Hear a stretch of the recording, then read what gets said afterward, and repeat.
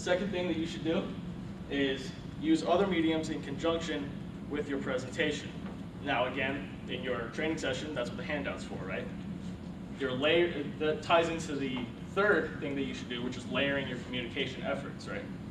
So there's a study by a grad student, his name is Ch3, and in his research, he conclusively proves that hearing a message multiple times in multiple different ways helps people remember it.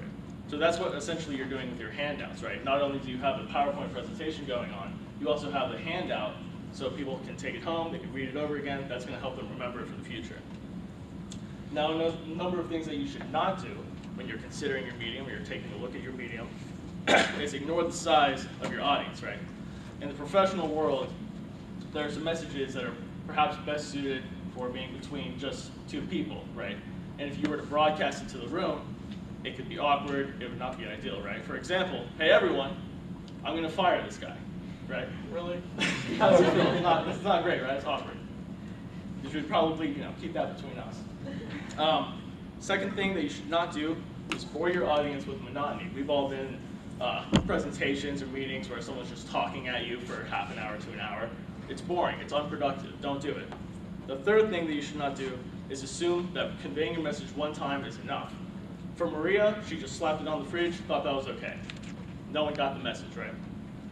So I want to wrap up by saying, for all of you Marias out there, don't assume that once is enough.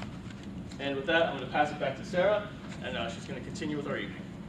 Thank you so much, Blake. All right, so now we're going to complete our fifth and final part of our activity. If you'll fill out the 2 questions on your handout, and remember, we will be asking for volunteers to present their answers at the end.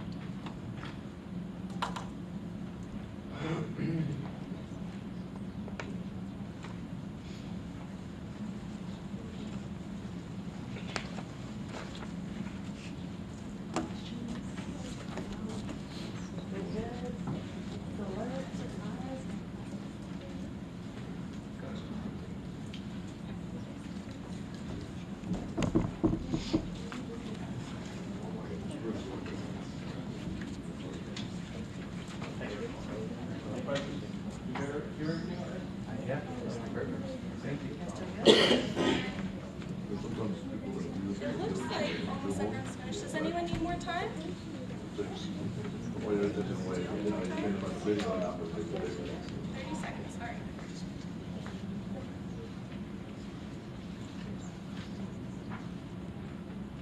A lot of the media is they try to throw too much at you without any good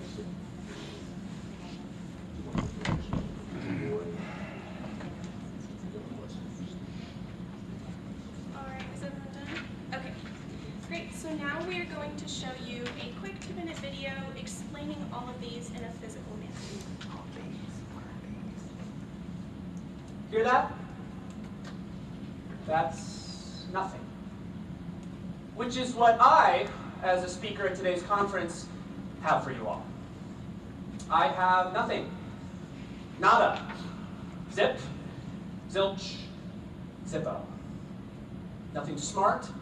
Nothing inspirational, nothing even remotely researched at all. I have absolutely nothing to say whatsoever.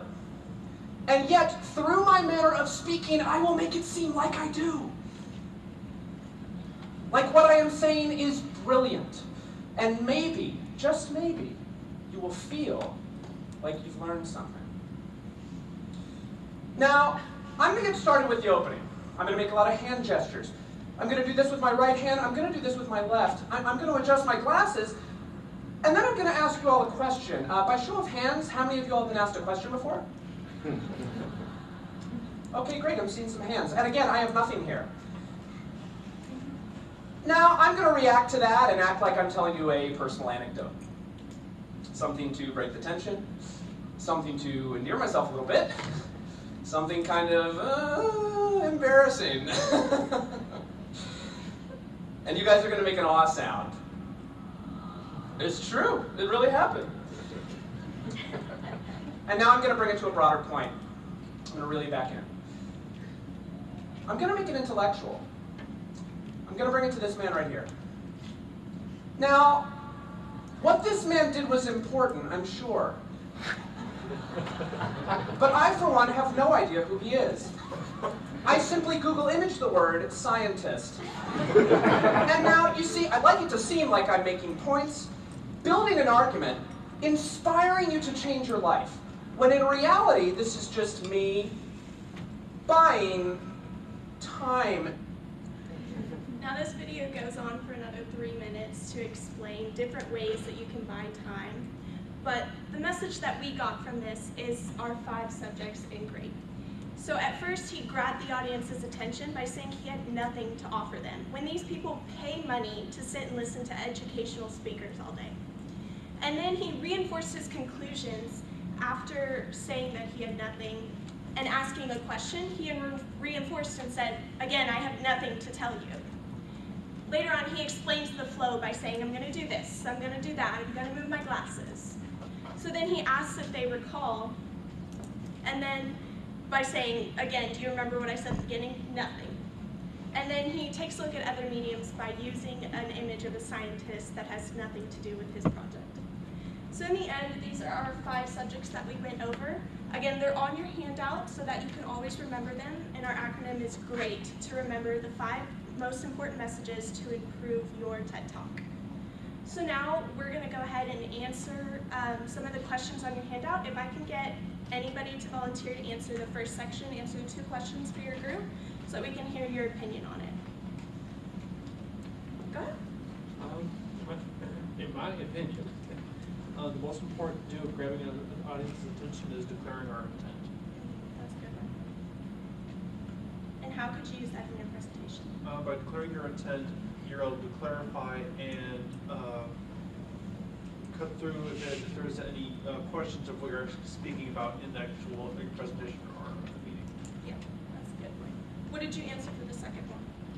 For the second one, for the second, The second question in the first one, sorry. sorry. In a way that you can, group caption, being open and direct with your audience. That's a good point. I believe you guys were really good about that in your presentation. So can anybody answer the R in our activity? Go ahead, AJ. So I'm a direct person. A pro to this, it can come off as a little bit aggressive sometimes. I get And that a same con, response. when I'm presenting, I'm very direct, so I may not explain everything. So I don't sugarcoat, so it's like some people need that fluff to help connect the dots like you guys were talking about, so that could be a con. A way to reinforce conclusions, check for understanding, and then like ask recap questions like you guys were doing. Good job. All right, can somebody explain or give their answers for number 3? Somebody on this side of the room? Anybody? No hands? How about somebody from group 4? Yeah, this is You for guys y'all's ready benefit. to answer questions? What do you got an answer? Sorry, we just called you out. Steve, do you want to answer? Go ahead. Number 3, explain the flow. I think it means to explain the content and how it makes sense, and the structural pattern I would utilize to make the presentation more effective would be to organize information from important to least important. So it'll engage the reader from the beginning, and so you give the most important content first before people drift off. Exactly. Y'all did a very good job with that in your presentation. Made it very easy to follow. Can anyone answer the section 2A? Go ahead. Why is it important to use visual aids and auditory tools? You mentioned that it helps the audience remember better by having not just what you say, but then using a visual aid and auditory in the background.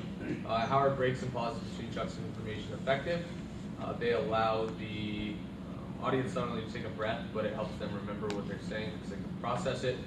And a great example of how you can implement them in a presentation is taking a brief moment to let people fill out their assignments really quickly so there's a break in all the information. Thank you. I'm glad you come on to that. Yeah. Can anyone answer the T, number 5? Go ahead. We sent out an example of this procedure in what emails when they're sharing overdone. A lot of people don't know how to do them effectively. And then the other options for our training session, if format how they decided, we felt like we would do like stories or personal anecdotes because that's the easiest for an audience to relate to. Yeah. be involved, yeah. That's definitely where our approach was on this. So with that, do you guys have any questions for us regarding our presentation? Anything we could help you with in your presentation? If that's nothing, then thank you so much.